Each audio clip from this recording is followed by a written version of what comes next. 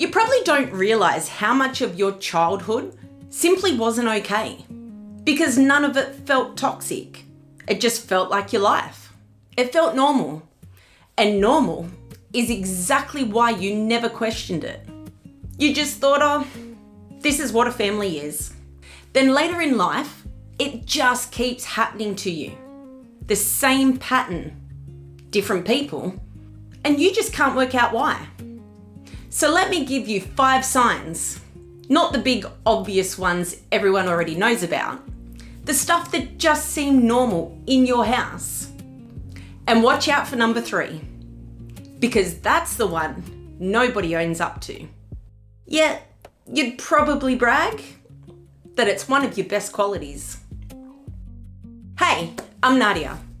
First things first, this isn't me telling you to go and hate your mum or diagnose your entire family. It's more like you can't change something that you can't see, something you don't have a name for. And a quick heads up, at least one of these is probably going to hit a bit close to home. Let's get into it. Number 1, you say sorry for things that were just never your fault. And I don't mean sorry like you broke something. Sorry for being upset. Sorry for being in a mood. Sorry for wanting something. You probably say sorry for asking a simple question, because somewhere along the way, you worked out that if you got upset, it just made everything so much worse. It put everyone on edge. So you learned to go, no, I'm fine. It's fine. Don't worry about me. And you got so good at that you still do it today. You apologise just for being in the room. Someone bumps into you at the shops and you're the one saying sorry to them. You'll apologise to a chair you walked into. That's not you being polite. That's a thing you had to learn, and you shouldn't have had to. Number 2, you don't fully trust your own memory. You know what happened, you were there, but then you got told, no, that's not how it went. You're too sensitive. You're making a big deal out of nothing. It was a joke. Why are you like this? And when that happens to you over and over as a kid, you stop backing yourself. So now you're the one asking, am I overreacting? Wait, am I the problem here? You keep little receipts in your head just in case. You need 2 other people to back you up before you'll trust your own version of the story. You've probably kept text messages just so you'd have proof it happened the way you know that it did. Nothing was ever wrong with your memory. It's just that what you remembered was inconvenient for someone who had more to say than you did. Number 3, and this is the one. This is the one nobody puts their hand up for, because it came at you like a compliment. You were the grown-up before you were meant to be. You managed everyone's moods. You'd walk in the door and know what kind of night it was going to be before you'd even kicked your shoes off. You kept the peace. You smoothed it over. You were the one everyone offloaded onto, and they all told you how mature you were. So responsible. Such a good kid. Wise beyond your years. And that's exactly why you never questioned it. It never felt bad. It felt like being needed. And when you're a kid, that pretty much feels like the same thing as being loved. But you were a child expected to do an adult's job. That wasn't you being mature. That was a job you got handed. And it's the reason that now, when everything's calm and fine, you get this feeling something's about to go wrong. The calm doesn't feel safe.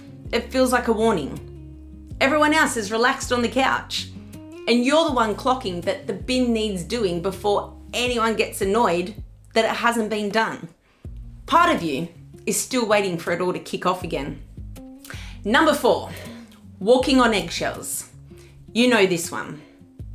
You could tell exactly how the night was going to go from the sound of the car pulling into the driveway. One look at her face and you knew whether it was safe to ask for something or whether you should just disappear for a while. You got really, really good at spotting a bad mood before it blew up, so you could get out of the way. Some people call that intuition. It's not. It's more like a smoke alarm you had to install as a kid because the house just wasn't safe. Nobody ever came to switch it off. So now you walk into a room and you're straight away reading everyone, checking if they're okay with you. One slightly blunt text and it's in your head for the rest of the day. You can feel someone's gone quiet before they even notice themselves. Someone takes a day to reply to a text and you've already run through everything that you might have done. You were never on edge because you were dramatic. You were on edge because you learned the hard way. The second you relaxed, that's when it happened. Number 5. Deep down, you think love's supposed to be hard work. Someone treats you well, steady, no drama. And part of you sits back and thinks, where's the catch? Because it almost feels boring. The unpredictable ones, they give you those feelings of butterflies. And you've been taught that that's what love feels like. The steady ones, there's no spark, so you write them off. You've maybe even picked a fight just to feel something you recognize. Or you've called someone lovely and safe boring. Then gone back to the one who left you on red for 3 days. Because you had to earn love when you were growing up.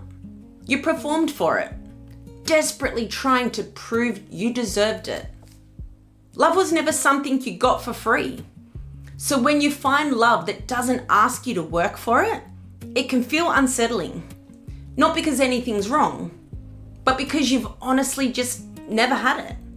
So part of you is waiting for it all to fall apart.